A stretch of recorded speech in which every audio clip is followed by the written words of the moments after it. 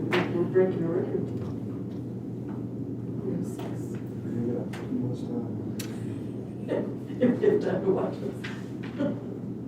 We're all over this board. Okay, now it's live. Good? Okay. Sorry about Good that. morning, everyone. Today's date is September 25th, 2020. Friday morning, it is 9:40 a.m. We're here for our workshop.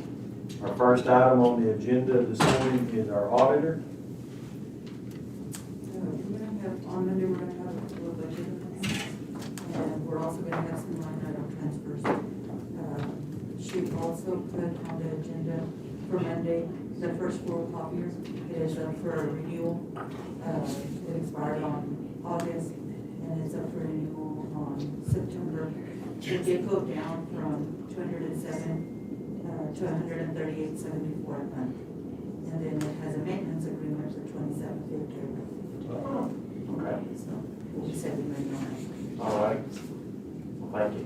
Any questions, auditor? All right, our next item is the treasurer's report.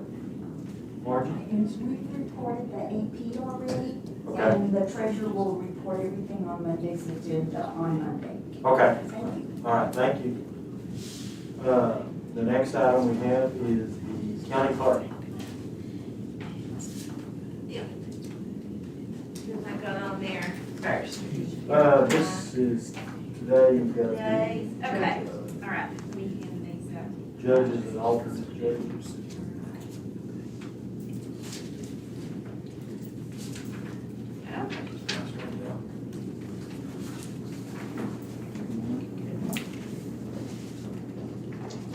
Papers to work. There you go.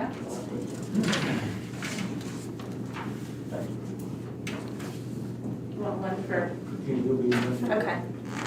Actually, he won't be here Monday. I'll give, okay, I'll give you one, Christine, when we get down there. Y'all just wanna look them over to see if that's okay with you. Cotton Center is not on this list, but they are, she is working on getting 2 people over there. The people that I used the last time, they have left Cotton Center, so, we should have them by the 1st of October. So I'll bring those back to y'all, okay? Of course, that'll be for election day. So I'll be asking for that approval on those. All right. And then I think my Scott Merriman bill is on there next. Yes. And it is for, the amount's huge, $70,795.88. This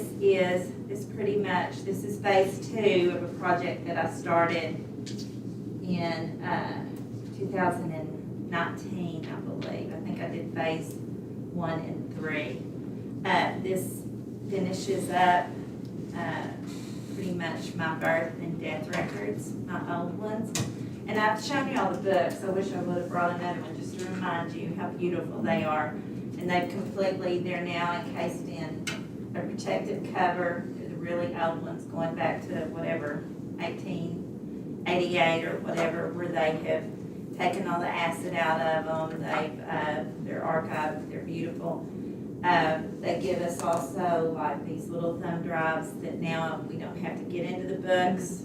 We can get it on the computer and everything. So that probably has to do with those line items and stuff on Monday. So anyway, so I'll be asking approval for that, if y'all will pay that bill. Okay. And then, let me go ahead on my Monday. Yes, ma'am. Okay. And again, to change some early voting, the early voting location.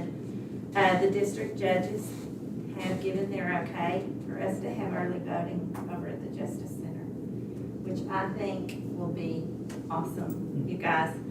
I was just running into a few things over here with the ADA accessibility issues, with the doors, with the Wi-Fi. So they have given the go-ahead, whether it's for 3 weeks or 2 weeks. I know y'all heard about that yesterday, if y'all went to that training and stuff. So we'll be prepared for it to be for 3 weeks, but we can social distance in there. We have room. I've got a line, I've got a place to put them. I just think it's so awesome. If y'all will approve that, I think that'll just be great. So I'm real excited about it. And that's using the multi-purpose room. It is, it's using the, yes, multi-purpose room. Okay? Any questions, Latrice? Yeah, get this thing going. Lordy. All right, I think that's all that Yes, ma'am. on there. Yes, Okay, ma'am. thank y'all. I'm gonna skip over my items and go to Andy Hart. All right. All right, we're gonna go ahead and we haven't met with you guys since the fall, probably with the pandemic and everything else. So we're just kind of wanting to interpret some of the programs we've been doing in Extension. Some of the ones that I want to talk about today, first off is my main youth program that I did last year was with the Rabbit Project, was Back to Basic for rabbits. And the reason that I did that last year, we did add rabbits to the county stock show. And I don't know very much about rabbits, and a lot of our participants in the county didn't either. So I wanted to make sure that we offered some educational components for families here that would give them the opportunity to learn something, to learn how to select those rabbit projects and take care of them. And so I did a series of educational programming via Facebook Live, some in-person trainings that we did. We used the Ollie Liner Center in November and had a rabbit extravaganza is what we called it. We had people come in from all across the panhandle that came to it, had some presenters there, and then we had a mock show at the end, and that turned out to be a really good event. I evaluated that program. I didn't get a lot of evaluations back because I tried to do it electronically and learned my lesson that I'll stick with the paper in-person evaluations from there on. But I'll be getting the summary together for you guys, and I'll send it over with one of my commissioner's reports in the next month. But that program went well. That was just some of the youth things we did. Obviously, we had lots of kids that showed at the major stock shows. Most of us got to go to the major stock shows last year. While I was at Houston with the Lamb and Goat Show, it did get canceled, of course. So a lot of the steer and heifer and swine exhibitors did not get to go to the Houston Stock Show. They also canceled Austin. We didn't get to go to that as well. They got to go, they just didn't exhibit. Well, a lot of the heifers got down there and unloaded, and then they got to turn around and unload, come back home. So they got all the expenses that go with it besides getting the exhibit.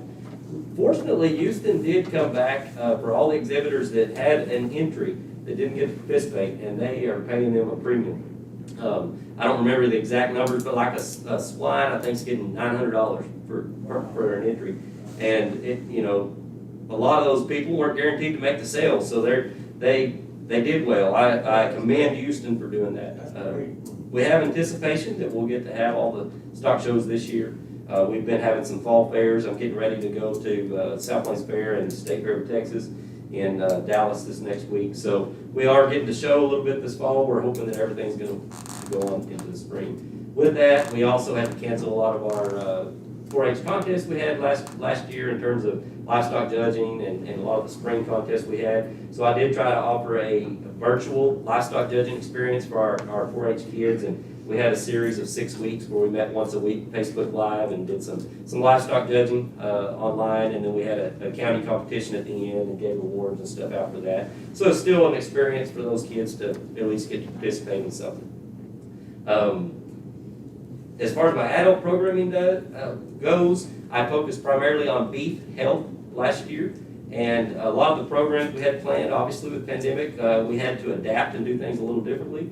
But I'm partnering with Mark Carroll, the Floyd County Extension Agent, and we're doing some beef cattle programming together. We were going to have a lunch and learn series about every other month, where we went to Floyd and Hale County, kind of flip-flop back and forth for our different producers, and had specialists come in and talk to them about different items. His topic is over roughage and mine's over health, so that way our clientele kind of gets to hear both, the best of both worlds. That didn't happen because we couldn't meet in person, so we started a monthly radio program that we do a Zoom meeting with a expert, and we interview them and then record that. It's about a 30-minute long program. We send it to All Ag all day, and And they air it every Friday morning, the first Friday morning of every month till 11 o'clock. So that's been a good way that we've still been able to hopefully provide some of our producers with some information. And then we did end up having our Caprock Cattle Conference, that big cattle conference that we had on September 11th. We were going to have that in March. We moved it to the 11th. We had it at the Unity Center in Muncie. And we didn't have a large turnout. We had about 15 people maybe there, but the program itself was tremendous. And All Ag All Day recorded it, so it was aired live and they videoed it. So there's also a link where you can go back and watch it on YouTube. And I'll probably share that in my next Commissioner's Court report. If any of you guys want to go back and see some of the topics we covered there, it was really good. I'm going to go ahead and cover beef cattle again this next year with health. And we're going to try to do some of those lunch and learn series. We're going to keep doing the monthly radio program. And then we hope to have our Caprock Beef Cattle Conference in Plainview this next year, hopefully at the All Atlanta Center this next September. So it'll be a year from now. But we'll do some educational programming in between. And then my main focus this year with the youth is going to be livestock judging. And we've started that this month already. Typically we wait to start that in spring, but I'm going to try to start practicing with some of those kids throughout the fall. Hopefully go to a few fall contests, and then we'll conclude that particular program in the spring. Audrey? So I think it's been a long time since I've been here, so I'll just kind of cover it quickly. So for my youth in depth, I did distracted driving at Plainview High School in one of the FCS classrooms. Went there a few times and gave presentations, and then also had a simulator where they wore, it was a virtual reality thing where they wore it and drove and had like pick up a phone and stuff, and so they saw how distracting it is and stuff. And then I've been doing that for several years, but this year I am going to switch and I'm going to do shooting sports because we have new growth with that, and the new parents coming in. And then also one thing we did last March was we started a club in Petersburg, and we had a meeting in March. There was about 60 to 70 people there. It was pretty much almost standing room only in the ag classroom. And I went, I think the next week, and did a fashion and interior design project meeting, and then COVID hit and we haven't been able to go back. But we did go back. we went back in September, or I went back about 2 weeks ago to get it back started and stuff, and we found someone to be club manager and stuff. And so and then last year, we did get to offer some virtual stuff for the kids. We did like a virtual county fashion show and virtual county roundup, and then we had a virtual district fashion show. The state also did national qualifying contests, and we had kids compete in meat judging, livestock quiz bowl, and public speaking. Over the summer, we had 24 record books turned in for county and district, and at district, 21 of those placed in the top 3. And then 2 of them advanced to state, and Berkeley Carver won state in her book in consumer education. We had our banquet last weekend. All but one family was there. It was very good, and we appreciate y'all letting us have it at the Ollie Liner Center. It was good to see all those kids and reward them for their hard work, especially with the year that they had it being cut, abruptly in March. And then we've all had our first club meetings this year for all clubs, and like I said, including Petersburg, went out there. We're able to meet in person, just, with all of the usual COVID restrictions and stuff like that. And then, like I said, shooting sports is going to be my program for next year. And then I'll keep doing for adults, I'll keep doing my volunteer things, especially since we're going to be getting new leaders in Petersburg and everything. And then one thing that we're starting to work on this year is virtual ag fair.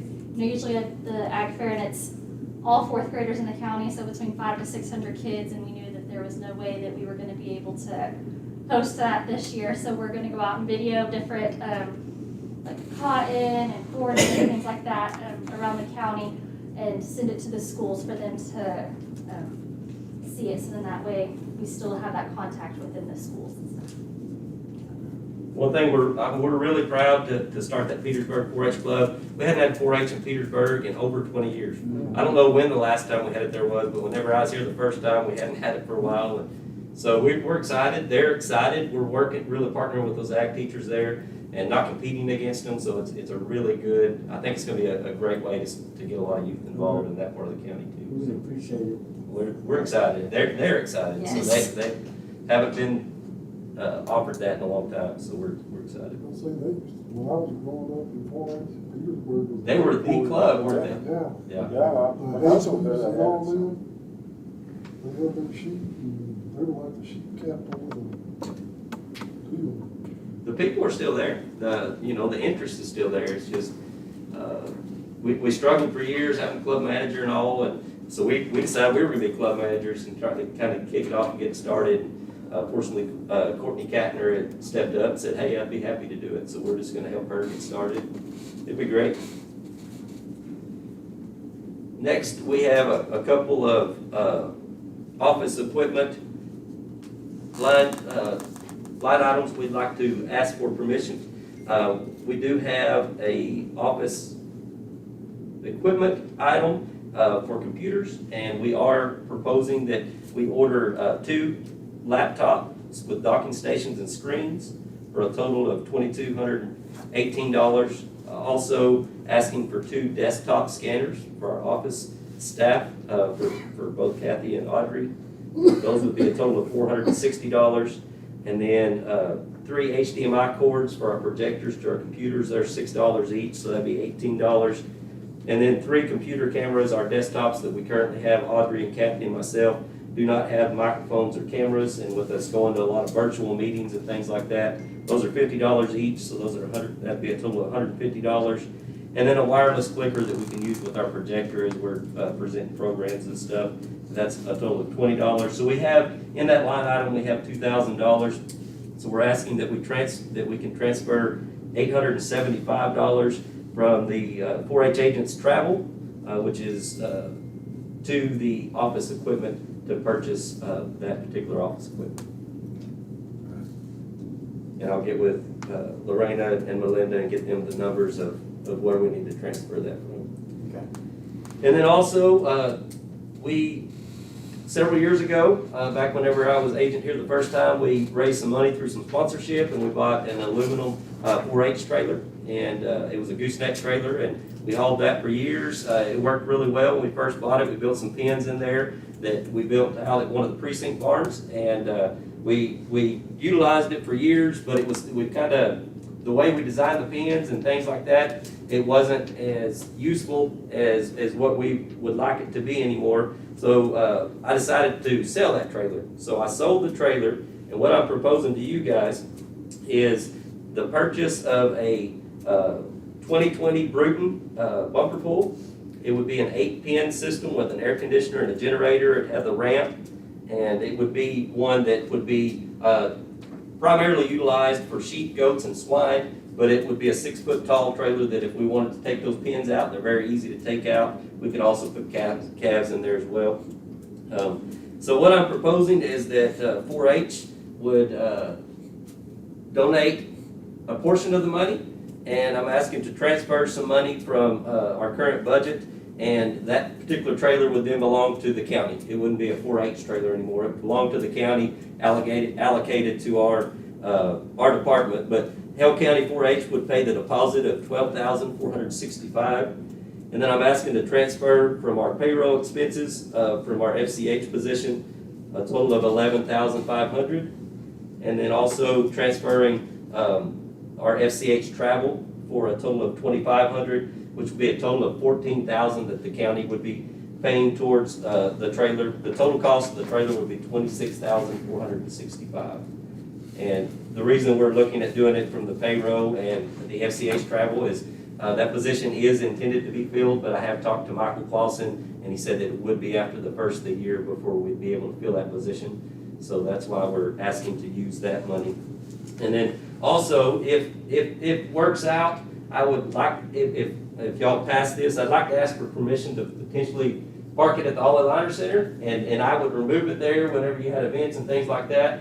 This particular trailer, you can lock up airtight with the way that it is, where you couldn't get inside of the trailer or anything like that. But if we could potentially park it inside, it would sure protect it from rust. It sure protect those tires and everything to be able to make them last a lot longer. And I can, if Benny's willing to, and y'all guys are willing to, I can move it out of there every time there's an event or anything like that, and park it at a different location. But just asking for for thoughts on that as well. So, any questions?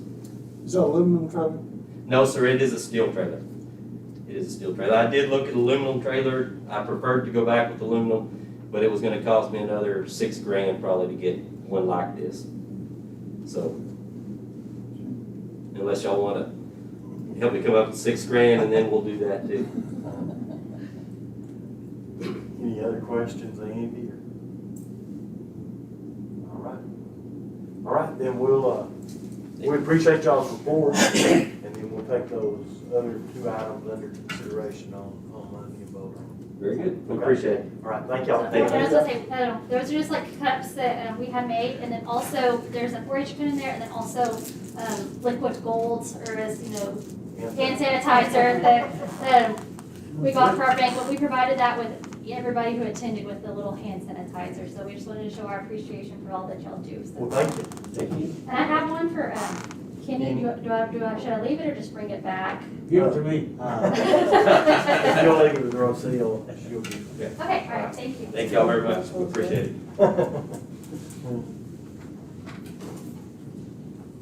Be sure and tell her it's for Kenny though. All right, I will, thank you. Yeah.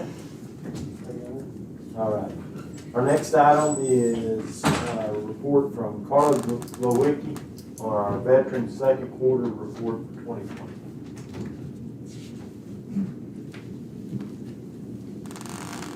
I know we're a little behind, Good morning. being that it's second, next month will be the third.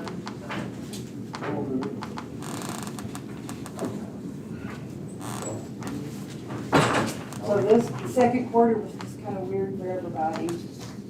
Out of that, I mean, as far as walk-ins go, we're considered essential, trying to figure it out. I only had 38 in that month. 258 total phone calls. I was able to get caught up on some of the training. I still have more to go.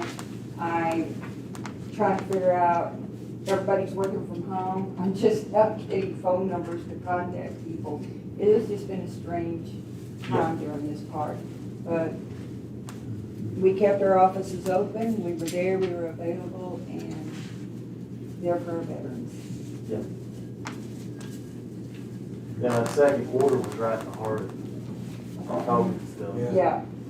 And I added my, some of the certificates from some of the training I got around the back there. Okay. So, trying to keep that up. They decided to really slam us with it since they felt like we didn't have anything better to do. But, you know what, we got our offices cleaned up, I've got things boxed, and I'm so glad we did that. It's gonna make it so much easier to step over to this new building. Yeah. So we're excited about that.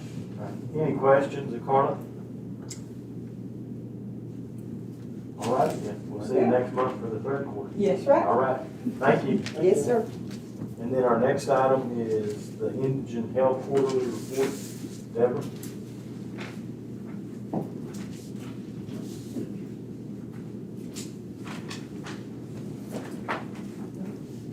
Good morning. Good morning.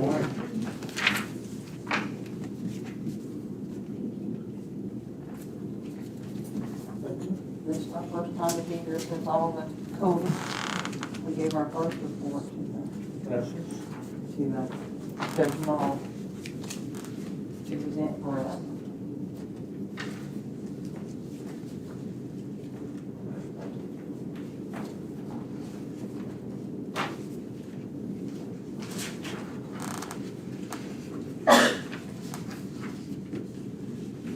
It was difficult, as for everybody else did, the second quarter. Now, my first report, my year ended with the state at the end of August. So this is the report I had to send to the state from September the 1st, 2019 to August the 31st, 2020. This is the report I had to turn into the state. And that's what this one is. Also, we have on there the top 5 diagnoses of my clients and most of the patients. The next one is my phone calls and clients. My first quarter report, I had 320 phone calls. 133 clients, my second quarter. The phone calls pretty much stay the same, 325, but I broke it down into months. April, I saw 10 clients. Which is usually about 100 or more a month, and then May 50 and June 27, so, but it's picking back up. But that was my, it's been pretty slow, but I'm trying to do all my transactions by fax or mail or phone, so I don't see a lot of face-to-face anyway. Then on county cremations, I've had a lot this year, a lot. In fact, for the next quarter, I've already got 4 more cycles on here. And on the second quarter there, I had my first COVID cremation, and they want to charge more to the county, but I started being at $700. I come running over here and I told them, I got my first COVID cremation. He said, well, we need to find out if any other counties have had this kind of situation. So I have an email I've sent out to all the counties, and everybody came back, we haven't had one, Deborah, we haven't had one. So I don't know if we were. And then we sent Lemons a request for them to come to court and explain what the extra expense was, and they did, so we just paid the $700. Yes. Yes, I came to court that day and I told them to be here. But, I gave them the date and everything. Well, I did ask for a breakdown, and they gave me one. I thought I was ready, but, my father also passed with COVID. So when I went to the funeral, because I had already paid for everything, I asked about the extra charges, and there wasn't any extra charges there. But this is what I've already over my budget. And this is the one, like I said, I've already got more for next quarter, so. And I've had more of the $1,200 charges also. On the Howe County Welfare System, I only had one for the second quarter, so I'm still, have a little bit of money in my budget there. I really haven't had a lot of requests for this.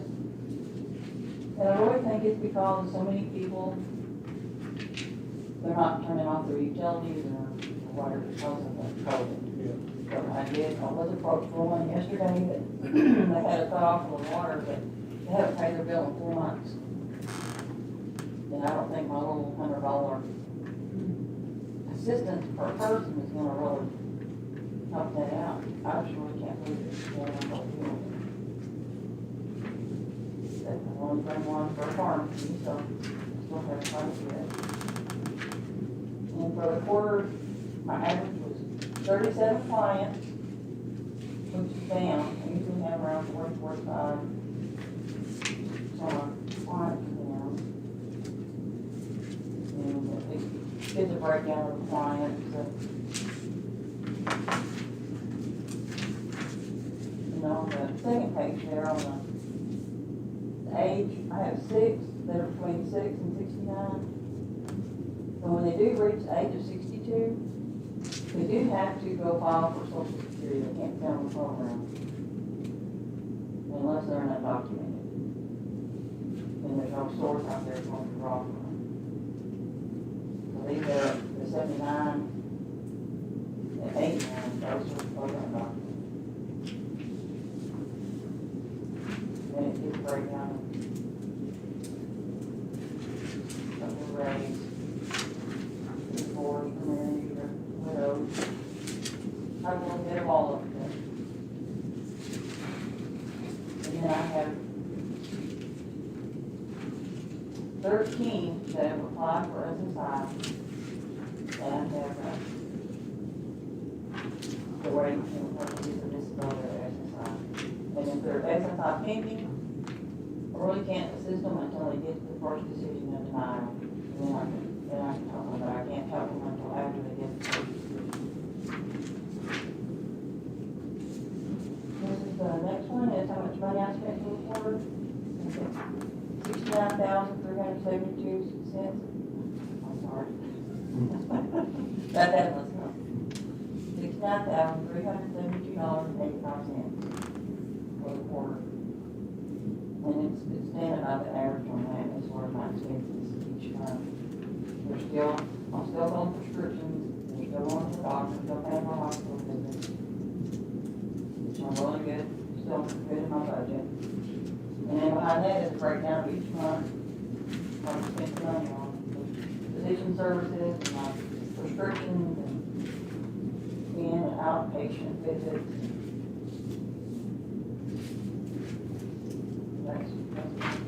That's what we're looking for. Okay. Any questions or Deborah on the report? Good job, David. On the sixth, I'm gonna speak at the Rotary Club, and Carla's gonna speak the next time they ask us to about our program. So we're gonna do that. We haven't really had any resource meetings, and everything, we have, not even as much as a Zoom on that, so we're kind of been on our own for resources this year. It's really not, nobody's really offering any. All righty, thank you. Thank you. All right, back up to my items on the Ollie Liner Center Rentals. Spoke to Kenny on this. We've got some events that are coming up. Benny can probably tell us more about those. But I guess we just need to look at those and then make a decision on what y'all think. Bless you. Sound like they had their banquet out there and everything went all right, so. Benny, do you have any comment? The banquet that we had was, there was about 60 people, and that went very well. They wore a mask, and it was good. Okay. But we've got the State Farm Convention coming up. Now, they gave me a number, and I've called the number that's been disconnected, so I don't know what's gonna happen tonight. Okay. After that, I've got the Arts and Crafts coming up, and they've got the plan, so Yeah, it's gonna be good. okay. And they do most of their own setup? right? Yes. Okay. And then I've got, the flight boys canceled on me yesterday. I wanted to fly the little model planes. Oh, yeah, They canceled on me until next year, so okay. that's all I've got left. All right. Okay, so, if you hear something from, Farm Bureau, I guess that's coming up, or did you say Farm Bureau or State Farm? State Farm. And then, the Arts and Crafts, so, They told me to set up for 300 people, but I'm not gonna set up unless I get yeah, a confirmation from them. yeah, Well, I know there's a guy called me, and this has been a couple of weeks ago, with the FFA program. They were talking, asking about having some kind of jackpot film show in either November or December. And I told him, I said, I'd bounce it out. okay. And I hadn't heard back from him. Who was that here? I don't remember his name, I wrote it down in my pickup, but I can't think of it now. They wanted to have a fundraiser jackpot pig show. And I kinda told him, I don't think it'd be a problem. I mean, Nobody's called you on that one, did he? I haven't coming out. I'll find the name and figure it out. Okay. So, You know, and I agree with Judge, we talked earlier, since we've got the school open, it's, and so, I mean, there's a lot of socializing there, it's kinda hard to not let them into the All Center. The only problem I see is just the manpower that we don't have at the All Center to do these big shows, that's the only thing. And we talked about that, that's, if we have one where you need, setup, then we may have, Mario said something about the county at one time had a contract with one of the, temporary help agencies. And so, if we get into the stock shows and things like that, and if the workforce from the TDCJ is not available, that might be some options that we look into, so. they have to take road crew hands and go. Yeah, just, but we'll have to, on some of those major setup events, we'll have to get some assistance. Now, like I say, the Arts and Crafts, they tend to set up their own booth type of Yeah. so really, I think Benny just sort of provides them the space and then assist them when they need stuff, if they need, having a problem with electrical or whatever, then he steps in and helps them. But, we'll vote on that on Monday, on what we, and, you know, I'm thinking as long as everyone that, wants to have something out there, they'll comply to certain standards and take pictures and social distance and wear a mask or whatever they need to do to stay safe, and I think we might be good to do that, so. All right, any questions of Benny? All right, Benny, thank you. The next item we have, I had a request from Kim Horn on Meals on Wheels here in Plainview. It's actually called Hell County Meals on Wheels. Basically, she's just asking that we approve a resolution so that they can apply for grants that they get from the state or the Department of Agriculture. And so I'll have that on Monday for y'all to look at and authorize me to sign it, so they can apply for that grant. The next item, I got a call from Teresa Young. She works at Wayland. They're not having chapel this semester because of everything that's going on and not wanting to congregate, you know, a lot of people and so they've broken the students down into smaller groups.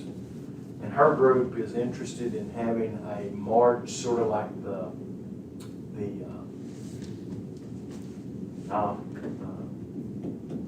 for the spouse abuse, domestic violence, you know, where they walk around the sidewalk here at the courthouse in high heels and stuff. Yes. What the hell about that? Anyway, what they're wanting to do, their student group, what they would like to do is use the sidewalk here at the courthouse and bring awareness to human trafficking is what their group, is their cause. And I'll have a date in November, it's on, I think, a Saturday, that they're wanting to do that. And like I say, their cause is, to bring awareness to human trafficking, okay? So, and they've asked us to, and I've explained to them about, you know, not getting on the grass and things like that, and they're good with that. They just want to come and do that. So, and then the last thing we have is I gave Jim a copy of the maintenance agreements from Johnson Control and from Anthony Mechanical. I haven't heard back from him. I just wanted him to look it over and make sure that we're comparing comparable systems. You know, when you get more than one proposal from one, they call certain things something, and they consider certain work as preventive maintenance where the other one may not. But, you know, basically I asked him to look at it and to give us a legal opinion on whether they're proposing the same thing. And so we need to make a decision if we're going to go with one or if we're not going to go with one. And if we're going to go with one, which one? And so we'll have that on Monday. And I think everyone else that was here has already discussed their Monday items. So other than, like I said, Latrice talked about using the Justice Center. Lots of that was because of issues with the availability of getting ramps and getting them here in time.